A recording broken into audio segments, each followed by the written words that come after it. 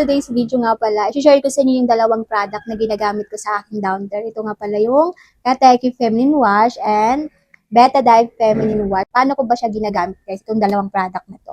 Itong Kateki guys, ginagamit ko po siya everyday. 2 times a day ko siyang ginagamit.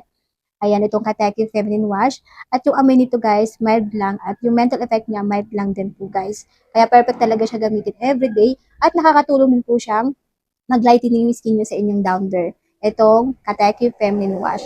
At ito namang Betadine na Feminine Wash, ginagamit ko po ito guys kapag meron akong red day or pangangati sa aking down there. Maganda rin po ito gamitin guys kapag bagong panganak yung mamshi at may tahi siya sa down there niya. Para mabilis lang po mag-heal yung kanyang sugat.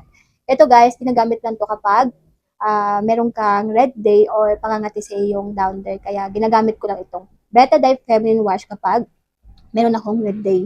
Alagaan natin yung ating down there para iwas infection. Hindi lang po yung face ang dapat alagaan. Dapat alagaan po natin yung ating down there. Thank you for watching, guys.